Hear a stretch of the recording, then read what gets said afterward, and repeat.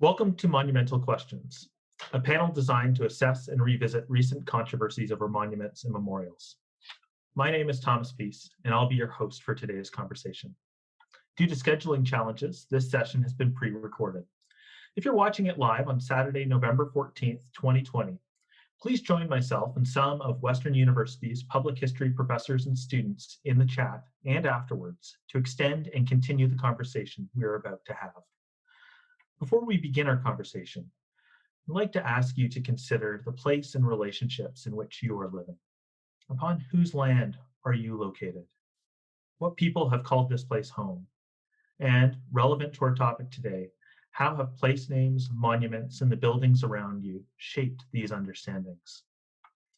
I'm speaking to you from the banks of the Deshkan-Zibi, the Antler River, a place known today as London, Ontario, a city that was built following the signing between Anishinaabe and British diplomats of the St. Anne's Island Treaty in 1796. As this place took on a new identity, British imperialists were building infrastructure to connect other imperial outposts to the forks of the Deshkan-Zibi. A roadway, the first in this part of the world, connected this place to Lake Ontario, and it was named after Henry Dundas, a friend of the Lieutenant Governor, and who at that time was the active agent in British Parliament delaying the abolition of the slave trade. That road, Dundas Street, continues to be the center of our civic life today here in London. This place, however, means so much more. It has been, and is, home to Attawandaron, Anishinaabe, Munsee Delaware, Oneida, and Haudenosaunee nations, among many other First Peoples who have come to find home in this city. It's also a long-standing site in the histories of slavery, freedom, oppression, and anti-racism. There are many important histories that have taken place here, and yet we might ask ourselves, how well are these histories remembered within the urban fabric of our city? Now, let us turn to the panel. Joining us today are Lisa Helps, who happened to grow up in London and is a historian of housing, homelessness, and government policy, and the Mayor of Victoria, British Columbia. Dr. Monica MacDonald is a public history specialist and manager of research at the Canadian Museum of Immigration in Halifax, and Dr. Melanie Newton, associate professor of history at the University of Toronto, specializing in gender, slavery and emancipation, and Indigenous Caribbean history. Welcome everyone to the Words Festival. We're so glad that you could be with us today. Now we're about to embark on some contested terrain. The issue of monuments and the associated renaming of places and buildings has been a lightning rod for controversy in this country and around the globe. At one time or another, each of you have found yourself at the center of these civic debates. Now, I'd like to start by going around the panel and asking you to situate yourselves within this broader frame. Dr. MacDonald, let's begin with you. In addition to your work with the Canadian Museum of Immigration, you just finished co-chairing Halifax Regional Council's task force on the Commemoration of Edward Cornwallis, the city's first imperial administrator and a man with a questionable and violent legacy. Your committee put forth 20 recommendations to council about how to handle his commemoration. Can you tell us a bit about the task force and how it decided on a process to carry out its mandate? Well, first of all, thank you, Tom, for inviting me to be part of this panel. And I'm in Halifax, or Chibuktuk, which is located in Mi'kmaq, which is the traditional and unceded lands of the Mi'kmaq people. So our committee was appointed in July of 2018. So this was about 7 months after the Cornwallis statue had been taken down, pending our deliberations and recommendations. So we were a 10-member committee, 5 members from the Mi'kmaq community whose names had been put forward from the Nova Scotia Assembly of Mi'kmaq Chiefs, and 5 non-Mi'kmaq members appointed by Halifax Regional Council. So I was one of the co-chairs. My other co-chair was Chief Brad Gugu of the Wakaba First Nation. And our mandate was to figure out what to do with the statue, but also to decide or make a recommendation as to the renaming or possible renaming of Cornwallis Park, which the statue is located, and the possible renaming of Cornwallis Street, which is in another part of the city. And then the second part of our mandate was to make recommendations on the recognition and commemoration of Indigenous history in the region. So we had a fantastic committee. My co-chair and I, though, when we first met, we realized that we had to change the governance structure and the foundation of our committee, because we had been created as a committee of council to which Mi'kmaq members of the community were invited. We were funded by Halifax. We were answerable to Halifax City Council. Excuse me. We didn't feel that was a good approach going forward. We felt the intention was good, and it was on the right path, but we felt that it was still a colonial approach, a top-down approach.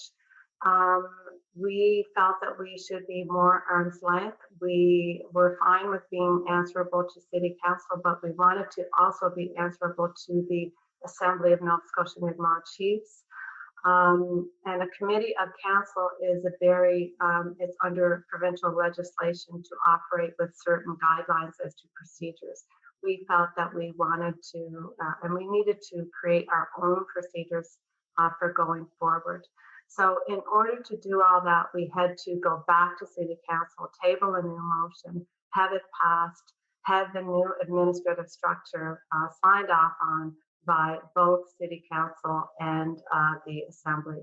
So that took a few more months to get done.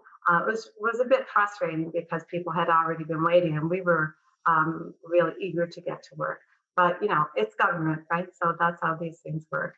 And we were happy to spend the time to just get it done right. And we felt it was more, by doing that, we would adhere more closely to HRM's own statement of reconciliation, which they had passed in 2015. So we really wanted to be on the best footing forward in order to do our work. So once we got that done, we were off to the races.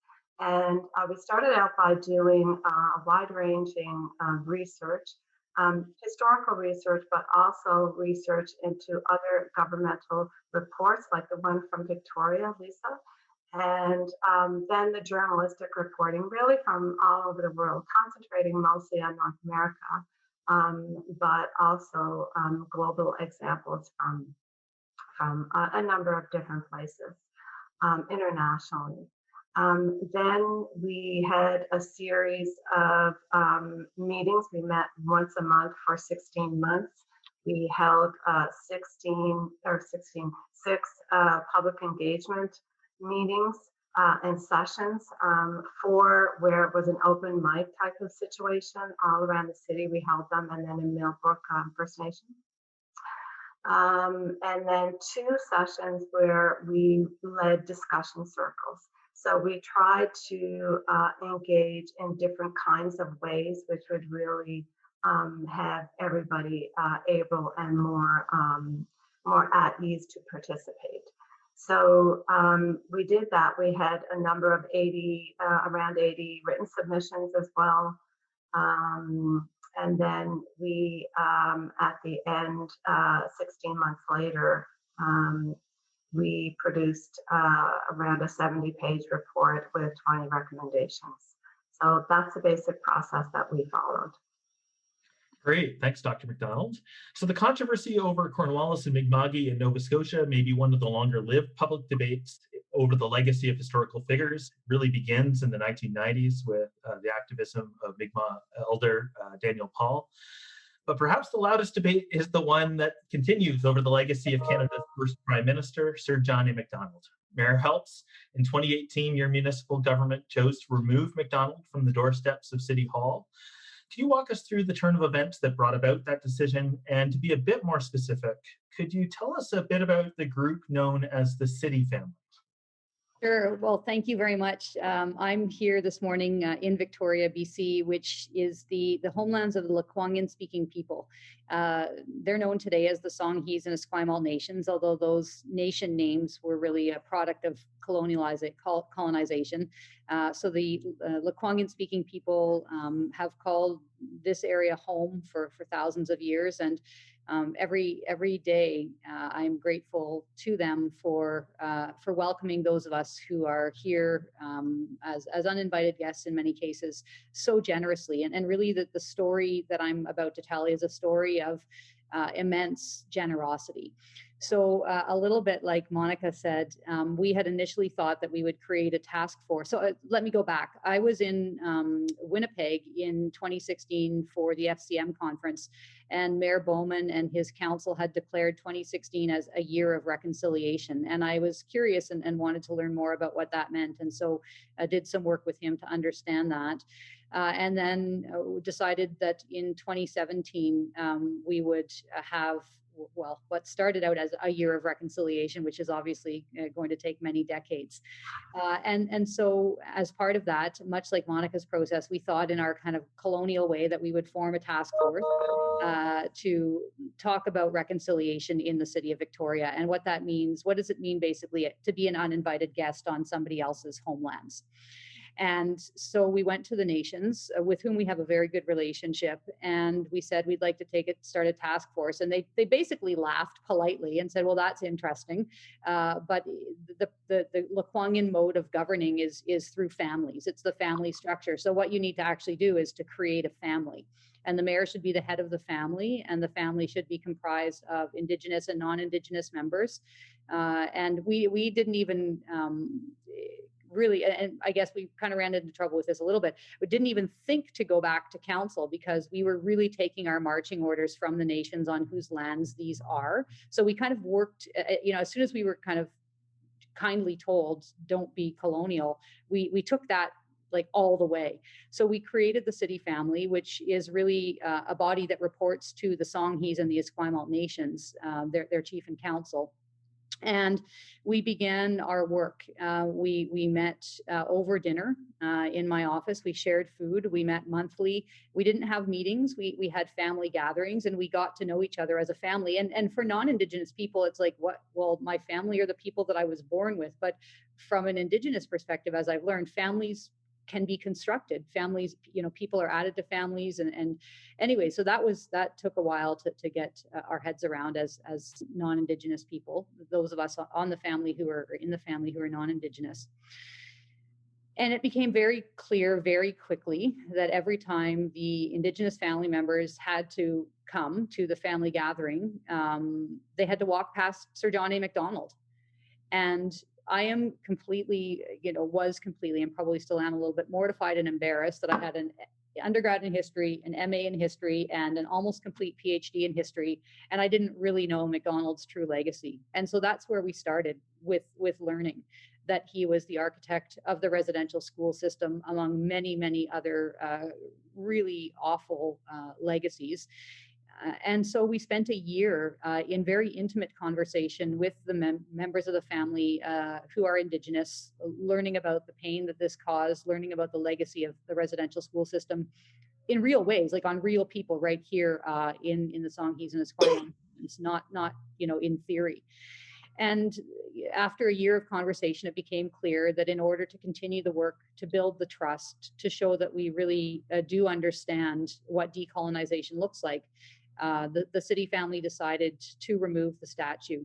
We went to the nations, we went to the chief and council with both Songhees and Esquimalt and shared our decision. And I can talk about witnessing later, but we went through kind of a witnessing process, which is again a Lekwungen tradition.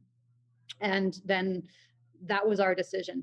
So we went to city council and basically told them what we decided, which didn't go over that well, but thankfully they voted anyway. They thought that they should have a vote, and then they voted 8-1 to remove the statue. And within days of the vote, the statue was removed, and that was really important to the nations because they knew that there'd be an immense racist backlash, which there was, and they wanted us to protect them in whatever ways we could, and speed was part of that.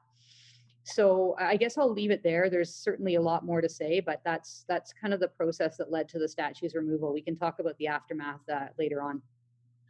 Great. Yeah, closer to the end of our conversation, we'll kind of circle back to this question about municipal politics, because I think this has been one of the real centers of this discussion that really seems to be happening within the urban fabric.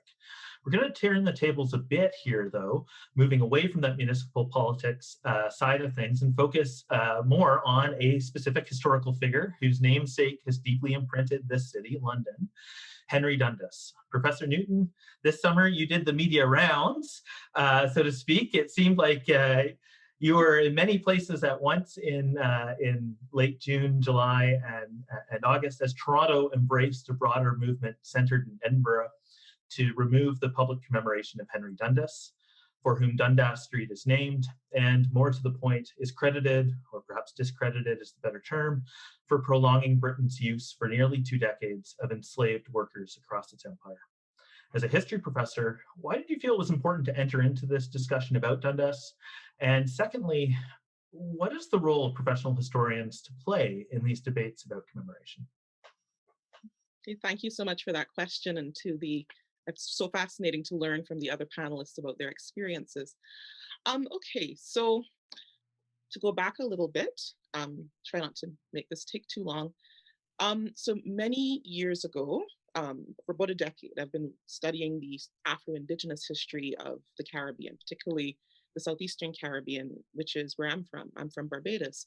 So this is the zone of the Caribbean stretching from St. Kitts in the north to Tobago in the south, that was the ancestral home of people whom Europeans refer to as the Caribbee Indians, quote unquote, in the early colonial period, who were in fact a range of Indigenous people with interconnected societies, but not necessarily the same people.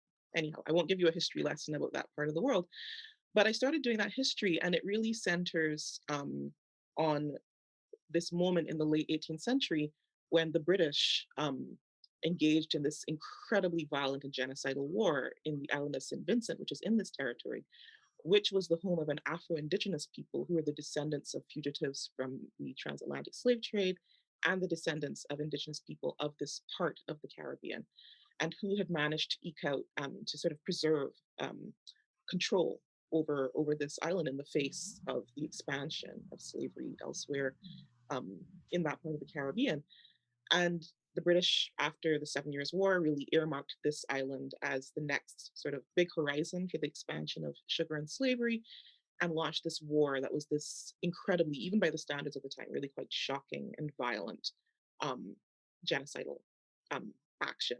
And they actually exiled a large number of people to Central America. So these are the Griffin people, and they're in St. Vincent and across Central America. So I was researching this period and this history and looking at the policies towards about the sort of conquest of this island and the violence of this period. This is the French Revolutionary Wars, trying to contextualize what the British did to the Griffin. They also exiled the Maroons from Jamaica. They suppressed all of these anti-slavery rebellions across the region in the 1790s. So I was doing that research, and then in the summer, I got a call from a journalist, or a journalist was referred to me to say, well, she might know something about Henry Dundas. And I thought, oh, I'm not sure I really do, because I hadn't really been focused on him. And then as I prepared for this interview, because I knew who he was, but I hadn't really paid that much attention to his timeline in government. And I realized that the person behind all of the policies that I was studying was in fact him. So suddenly it became very relevant. So because I'm working on the history of genocide, but I was more focused on the impacts and less focused on him. So then I realized, oh, actually I am a Dundas expert, by accident, but and I was quite stunned looking at the debate, including the debate in Edinburgh, that it really didn't talk about actually these policies in the Caribbean. It focused on these debates in Parliament between the most elite men in the empire. And I said, actually, you can't really understand this debate or what makes Dundas such a problematic figure if you don't understand these actual policies in the Caribbean. So that's how I entered the debate, to really to say, you can't talk about this history as though the only actors in it are these elite white men sitting in Parliament, although that, of course, is very important. You can't understand abolitionism and the forces surrounding it only on those terms. And you can't understand what it was that was driving Dundas's policies if you don't understand, this really intense effort on the part of the British government in the 1790s to really expand, to defeat democracy. Like, let's be very clear, this is not just a battle against France, it's a battle against any kind of democratic transformation of the empire. It's a battle against freedom, it's a battle against equality, it's an authoritarian war. And so that's how I entered that debate in that period, to try and sort of really get people to understand what were the broader stakes here of Dundas's actions. Thanks a lot, Professor Newton. I'm going to take the moderator's prerogative here and move us in a slightly different direction briefly from where I had intended to go, because Mayor Helps, you mentioned your training in history, and you mentioned how you were kind of relearning about MacDonald. And Professor Newton, you kind of opened up this door a little bit further by pointing out that the debate in Edinburgh was really focused on these elite white men and the parliamentary discussions rather than the reality and the implication of their policies in the Caribbean. And I want to call reference to, I won't get into the specifics because it was disappointing to hear the other side of an interview you did with a media organization in Toronto with a historian who talked about how nobody was talking about abolition in the 1790s. I won't go into the specifics, but I do want to just take a moment, because all three of you have significant training in history and in public history.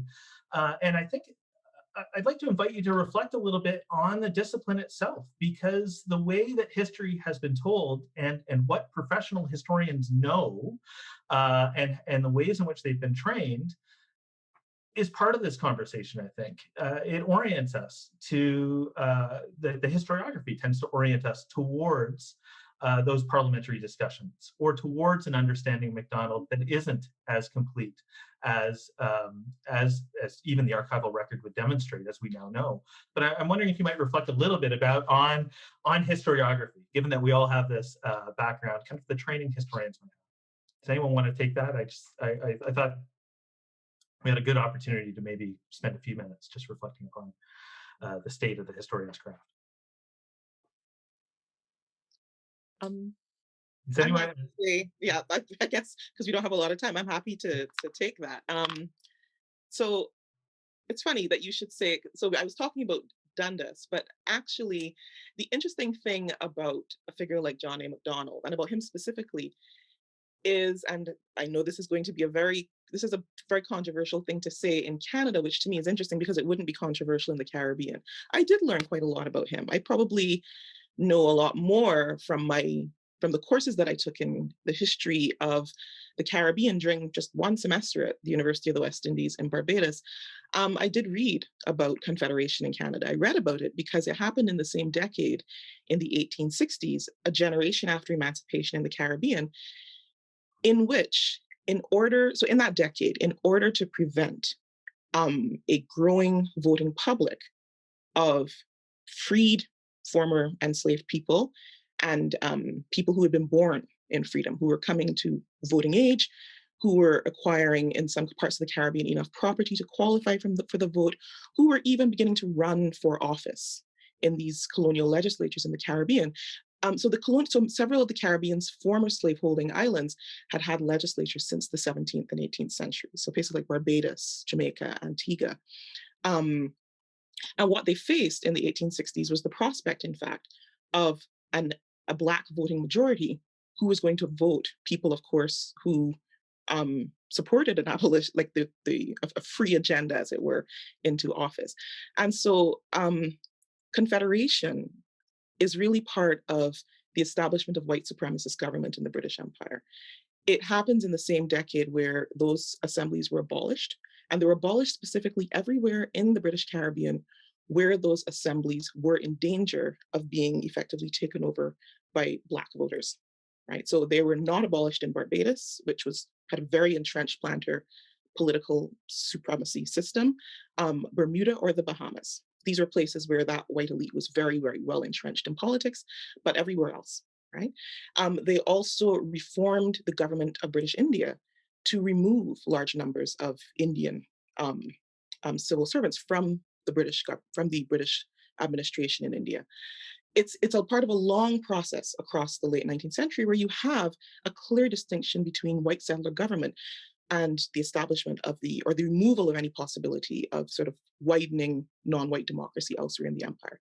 And it is inseparable from from the establishment of the residential school system and the Indian Act, because the whole idea was that these white settlers were establishing dominion. Sort of the imperial government was devolving responsibility for the management of their indigenous populations onto these white settler governments. This was the point of responsible government, that these white settlers were going to now, take on this responsibility, the white man's burden, before that was a term. So that's the whole point in a way of confederation. That's its context. It is about the entrenchment of white supremacist government in the British Empire. So I learned that, but it's not taught here. I want to come back to that in a second. Just before we do, Dr. MacDonald or Mayor Helps, do you want to add anything on this question about the state of kind of how history is remembered? In our report, one of the key things we started out with was to remind people that there's a big difference between history and commemoration. So that is really the basis of our report. So history is the evidence-based analysis to come to an understanding of the past, putting things in context, looking at different perspectives. And commemoration is how people today choose to mark or commemorate aspects of that past. So it's a basic thing, but it's key for people to think about who may not be historians or don't have a historical background, to realize that there's a big difference there. Yeah, and I'll just build on that. One of the city family members is a man named Kerry Newman. He's Indigenous, and he is created this fantastic documentary and fabric called The Witness Blanket. And if anyone hasn't heard of it, it's really worth looking into. So basically, he gathered up artifacts from the like actual physical artifacts from the residential school survivors, and made essentially a blanket out of them. And he's since made a documentary about that. But recently at our family gathering, as we were talking about what are the next steps for the statue, he said what the statue, the conversation about the Sir John A. Macdonald statue in Victoria should be about the history of the 1980s, right? That's when the statue was erected. So what does that tell us about the history of Canada at that point? So just building on the comment about the difference between history and commemoration, at some point in the 1980s, this Sir John A. Macdonald Historical Society, or I forget what their exact name is, formed. They came to the mayor. They said, do you want a statue? The mayor said yes. And so that's the history of the statue itself, which is separate from the actual history of the John A. Macdonald's actions, which we all also need to know more about. So I think that's an important distinction. Yeah. I do think that that distinction is important, but I also want to come back to where you left us, Professor Newton, and get us thinking a little bit more broadly about this issue, because up until now we've talked about three specific controversies, if you will, around three specific individuals and how they're commemorated. But we could, of course, also be talking about countering Colston in Bristol, England. We could be talking about Robert E. Lee in Charlottesville, Virginia. And of course, more globally, we could be talking about the Rhodes Must Fall movement. Professor Newton, you're a professor here in Canada, but you've trained at Oxford in the UK, and you study and are from the Caribbean. Can you bring all this together? Because it seems fairly clear that each of these movements aren't isolated forms of political action, but indicative of a broader culture of malaise linking them together. And just to build off of what Mayor Helps said, there is, it does seem to me that there is a relationship between the history that you just set out in terms of the development of white supremacist government within at least the British, the legacy nation states of the British Empire, and these processes of commemoration and then resistance to them. So I'm wondering if you could help us understand, how are these individual movements tied together? Or are they? I mean, I'm making an assumption, I suppose, but I'm hoping you could help us understand this context. Yeah, I think a real answer to that question would take much longer, but I think absolutely they are tied together. And I'd say it's not so much that they are about malaise. They really live in that space between what democracy promises and what it delivers. And the fact that these kinds of monuments and street names are indications of this interconnected history, that these systems, the way that white supremacy as a transnational force really entrenched itself in the era of democracy, like that it's this constant millstone in a way around sort of meaningful the transformation of institutions of democracy into fully the experience of democracy in the 20th and 21st centuries. And so I think these movements really spoke to the fact that that people had long understood this about these monuments, that they were there to publicly sort of celebrate, in a sense, that distinction. They served as a kind of comfort, in a way, to elites, if you want to call it that. That even as society changes, it's more diverse. You know, there are more and more people involved in the democratic process. But at the end of the day, the assumption about certain kinds of assumptions about the actual appropriateness of inequality are not going to change. They constantly assert the legitimacy of this white supremacist heritage. So I think there'd long been a sense of anger about these statues. But I think what you see now is, and particularly I think in the wake of all that happened this summer and the revelations over the last, I mean, we have to remember, this is the Rhodes Must Fall movement, the movement against Confederate statues, that really has been picking up for the last several years, along with the movement against John A. MacDonald. And I think there's really a sort of enough is enough feeling. And what people are articulating is not with these statues, it's actually a sense of a desire for a different kind of relationship with their government.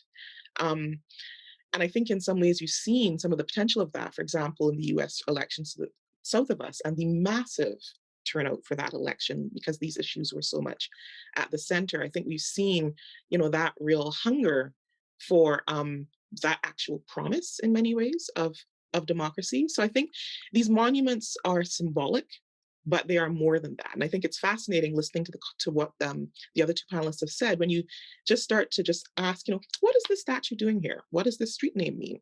What else opens up about the society, about the land on which we live, how we relate to it, relations between people? They really are this actually quite fragile front line that is meant to block those kinds of conversations. And the minute you go after them or challenge them, these other possibilities open up. So I think that's why people are going after them, because they want those conversations to happen. Thank you. I mean, you set up both the next question I wanted to ask Dr. MacDonald, but you also set up the question I want to ask Mayor Helps just after that, with that different relationship to government. And so I want to just kind of plant that seed that we'll go there in a few moments. But before we go there, we've talked a lot about the political context of this, but I want to turn a little bit to the bricks and mortar, so to speak, of monuments themselves. Dr. MacDonald, you coordinate research at one of Canada's flagship national museums. You're also the author of a recent book on how television, the CBC specifically, has shaped Canada's national historical consciousness. And I'm wondering whether you see a difference in how people relate to monuments and place names relative to your work in the museum, or how history is portrayed on TV. So to put that another way, would this issue be as politicized if your museum or the CBC mounted a project that put Cornwallis's legacy into question? Or is, and I think Professor Newton, you alluded to this already, is there something specific to this debate about re-envisioning public spaces and monuments that we need to understand? Mm-hmm. Well, that's a really good question. I think it definitely has, for example, if you were to do a museum exhibit on the legacy of Cornwallis, or a history documentary on television about the same thing, it definitely has the potential to be as contentious. And we've certainly seen that in the past, for example, on other topics. So, for example, the Allied bombing of Germany during the Second World War. An exhibit on that topic at the War Museum is very contentious. On the same topic, a history documentary in the 90s on the CBC, again, very contentious. So definitely has the same potential. However, in museum exhibits and on television, you have a lot more room for context and explanation and showing different perspectives. Doesn't mean it can't go sideways like I just explained, but there's a little bit more room there to get it right, I guess. I would say that, well, in our own report, one of our recommendations was for a civic museum to be created. Another recommendation, a key one, of course, was that once that museum is created, that the statue of Edward Cornwallis be removed to that museum and be made part of the collection. Now, that doesn't necessarily mean that it go on display, because for any museum, less than 5% perhaps of its collection ever goes on display. But if such a thing were to be done, it would have to be done very carefully, and of course in sharing authority of that exhibit with the Mi'kmaq community. I was very intrigued to read about the plans for the Edward Colston statue. So this is a statue, we all know it, that was in the news during the Black Lives Matter protest in the summer. It was toppled in Bristol, toppled into the harbor. He was an enslaver. Protests around that statue had been going on for many years. It was not a one-off new thing, but it came to its culmination in toppling it into the harbor. So city officials stitched it out a few days later. It was damaged, there was red paint on it, but they cleaned it up a little bit. And their plans apparently are to display it in the Museum for the City of Bristol, damaged with the red paint on it, among the placards of the Black Lives Matter protests and the protesters, and including some of the hate mail that the Black mayor of the city of Bristol received when the statue was thrown in the harbor. So I thought that was very intriguing, because it really subverted the original intent of the statue in the first place. And it's something quite different for museums to be doing, and I hope that's the path that we'll be taking from now on. So I think there's definitely ways that that such exhibits could take place, and really tell people, as Mayor Phelps said, talk more about the legacy of the time that these statues were erected, rather than the history of a Colston or the history of Edward Cornwallis. You know, we have enough of that. What's really interesting is this moment right now. Mm.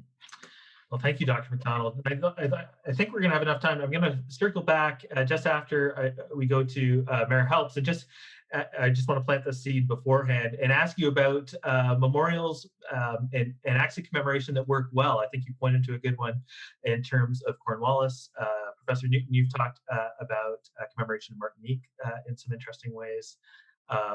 But I think we'll have some time to kind of come back to that. But before we do, Mayor Helps, I want to bring these two threads together, pick up on what Professor Newton was saying about the different relationships to government, and swing back to your city council chamber, because we spoke earlier about the removal of MacDonald's statue, but that of course must have been one of many heritage-related choices your city council would have had to make in 2018.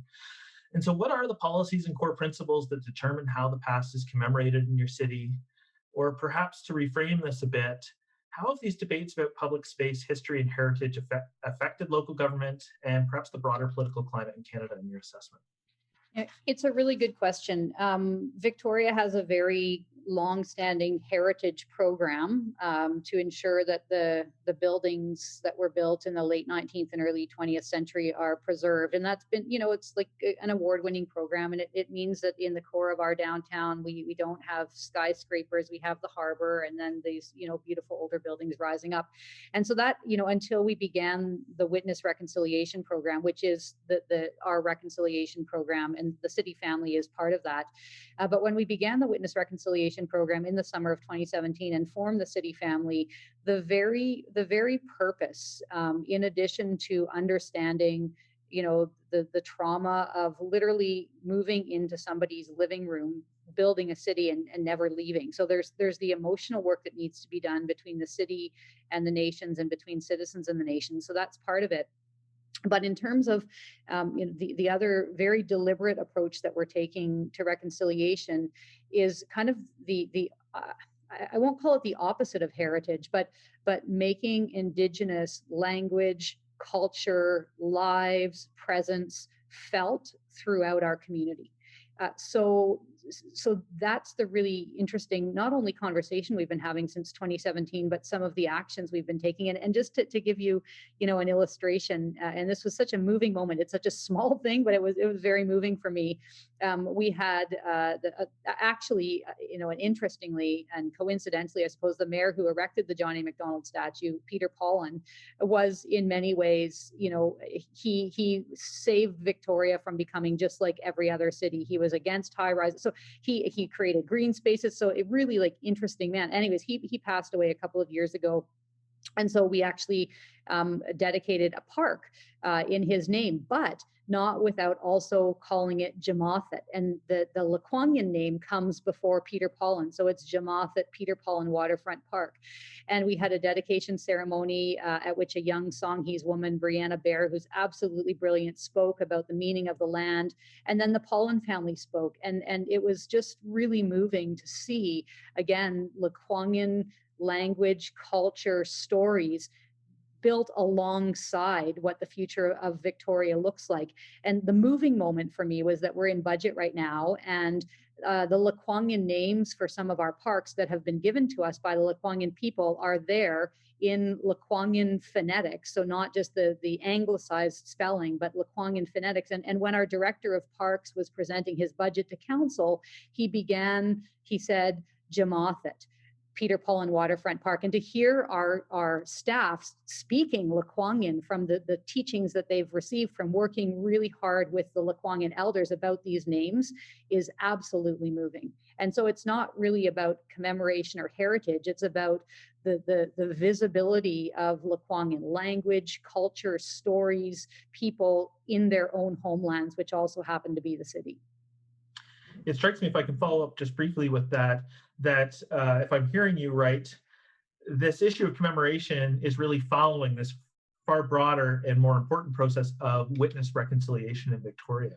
And if that's the case, could you give us a sense, how unique is this in terms of municipal governance in Canada? Is Victoria, are other cities doing similar, taking a similar approach? I don't know. And, I think what's most important, and other cities are definitely working on reconciliation, obviously, but I think it's probably different. It should be different everywhere in Canada if we're doing it in an Indigenous-led and Indigenous-informed way, because each Indigenous nation across Canada has their own cultures, their own practices, their own stories, their own relationship with the land, their own relationship with the ancestors. And so I would hope that it's unique everywhere across the country. Our relationship, or our approach rather, has been to really be Indigenous-led and Indigenous-informed. We're there doing the work. Chief Andy Thomas, the former Esquimalt chief who died a few years ago, he said, this is your work. We're here to help you, but this reconciliation stuff, this is your work. You do it. So we're doing it in an Indigenous informed way. So I don't know. My hope is that each municipal government across Canada would go and work with the nations on whose lands their city is on. And so therefore it should be unique in every place. Thanks a lot. Now I asked Mayor Helps a follow-up question. Now I've run out of time for good examples of monuments because I did that. So I apologize for that. But viewers who are interested, I think Dr. MacDonald and Professor Newton have discussed this in other forums, which we can point to online in the chat, and we can address that question in that way. But to end, let's move from the political, bureaucratic, and academic side of things to the place of the public. These debates tend to be polarizing. Sometimes the discussion is a little simplistic. Here in London, because of the advocacy of a 10-year-old, Lila Wheeler, our Civic Works Committee is revisiting our bylaws and policies related to street naming. The specific street in question is known as Plantation Road, and the policy revision is the result of significant costs incurred by those seeking to make the change. And I've been shocked by both the public's response in critique of these efforts, but also by its volume. There's been significant, this is generate for a relatively small change, a street name change generated by a 10-year-old. For me, this is a political no-brainer, and yet it's brought out all sorts of critique, and people have strong opinions that sometimes seem like they're perhaps not as well thought out as they could be.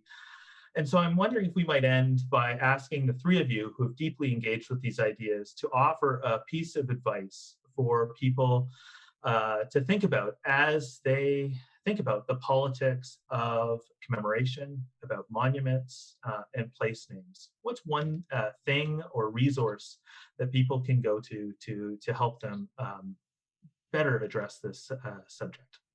Professor Newton, do you want to begin? Yeah, I think I would say, first of all, that to Lila Wheeler, if she ever sees this, I hope I see her someday in one of my history classes at U of T, and good for her. That's incredible. That's amazing. So I want to give her that shout out. I would say that I think that the lack of reflection, that this kind of the entrenchment of the sort of this public monumentalization of masculinity, of whiteness. You know, I was asking you earlier, are there any street names to women who were or are not current British queens in London? And you're struggling to come up with some names, and it's a bit similar here in Toronto. That these were very specific decisions taken at a time to reflect certain kinds of values. And they're hard to overturn, but it is part of the necessary work of ensuring that democratic systems are vibrant and responsive. So I would say, I think you were mentioning that there are particularly a lot of sort of older people who have reacted quite negatively to Lila Wheeler's campaign. And I would say that the ways in which we've all been taught to hold up these very narrow understandings of leadership, and to see, not to be critical of our forms of public architecture, urban planning, what we're taught in class. So, you know, this sort of lack of criticism that we've been taught, it stunts the imagination. And we live in a moment where we need imagination to think ourselves, to imagine what kind of different future, and we all hopefully come out of lockdown and have to face up to our environmental catastrophe. That is the legacy of this system of colonialism. That is its root, right? And we have to face that. It's an existential connection between the past and the present that we have to face on this planet. So I would encourage people not to feel so defensive, and in fact, to see the possibility of a different and better world in these struggles. And that's a good thing. So I understand that emotive connection, because that is a learned reaction, that as soon as you see these things being challenged, you're taught to identify with them and you must be defensive, but that is never the right reaction to your own children. Like it's just not right. And so I would say this is hopeful, in fact, right? Hopeful, it's for our future. A hopeful, imagined future. I love that. I love that phrase. Thanks, Professor Newton. Dr. MacDonald? Well, I'm not sure I can be that eloquent. I'm sorry to be going after you. But again, I think I would point out the difference between history and commemoration that we've already discussed. And, you know, when we were deliberating and working and trying to make our recommendations, and we heard a lot from the public, we heard a lot in the media, there was a lot of contention. And one of the things we heard a lot was that, somehow we were erasing history by taking this statue down, or, it would apply to changing the name of a street, or other ways of changing how we commemorate the past. But a statue is not history, and nobody learns any history from a statue. But what I think people need to understand is that there is such a thing as erasing history, but it's typically not the history of a John A. MacDonald or an Edward Cornwallis or a Dundas or some of these other men, and they're all men. These folks are well ensconced in the historical record, so they're not going anywhere, and nor should they. They're there in history. We have their archival correspondence. There's contemporary paintings or photographs made of them. They're there, and they always will be. But the people whose history has been erased are women, are Black people, are people of color, are Indigenous people, marginalized people. These are the groups who have no street names after them, who have no statues to represent them. These are the groups that who need to have their fair share now, and that's why there is this reckoning of history, and it's a good thing. Great, thanks a lot, Dr. MacDonald. And Mayor Helps, what would you say to the public? I suppose you do say all the time. So just this notion of erasing history, I just want to talk about that for a moment, because that, of course, we got the same thing. You're erasing history for weeks after John A. MacDonald, and my response was, we have not had such a public conversation about John A. MacDonald in the nation for a long time. It's like the opposite of erasing history, removing it's like all about John A. MacDonald. So that was interesting. But in terms of what to do and how to bridge some of the polarization, what we did here, and you can put it in your Facebook chat when this goes live, is we created the Victoria Reconciliation Dialogues. And it is and has been so powerful. Again, it wasn't all about the statue. We had planned 6 sessions. The last 2 got canceled because of COVID. And it was to bring people together. And the reason that people can go and watch them. And again, they're Indigenous-led, Indigenous-informed. There are witnesses who are called at the end. And we thought that we would have 60 or 70 people. We did the first one on Orange Shirt Day, September 30th, 2019.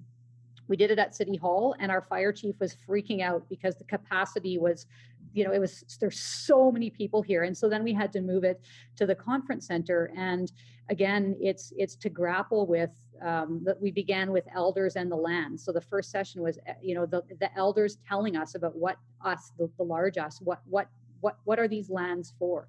What are the stories of these lands? And then we moved to Indigenous people and newcomers. What do newcomers to Canada know and learn? Anyways, fascinating series. And it's, we had 400 people attend in person, the same number online. They're there for people to watch and continue to learn from. And the last one before the COVID hit, we had Cindy Blackstock as an honored guest to come and be one of our speakers, and she was honored with a blanket by the chief of the Songhees. And then she wrote a book about it. She wrote this book, and so we see, it's a kid's book.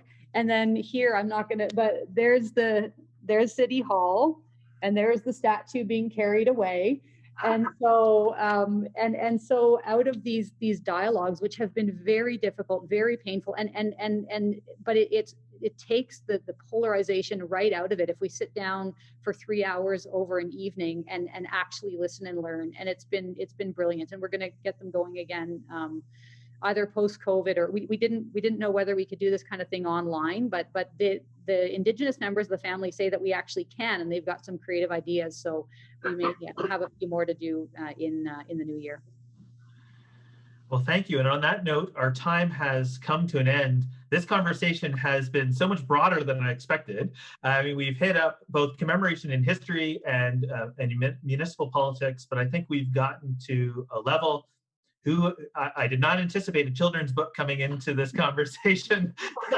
And yet here we are, and I think this gets at why this issue is so important, because it does get to the identity of our communities, our own identities, and why it resonates and why it is such a complicated subject for many people to engage with. So on behalf of the organizers of the Words Festival, I'd like to thank each of our panelists for being with us today. Thank you, Dr. MacDonald, Professor Newton, and Mayor Helps. And I'd like to remind our viewers that WordsFest continues for another week. For more programming, visit the website at www.wordfest.ca. And to you, our viewers, thank you for watching and participating in the chat, and have a great rest of the day.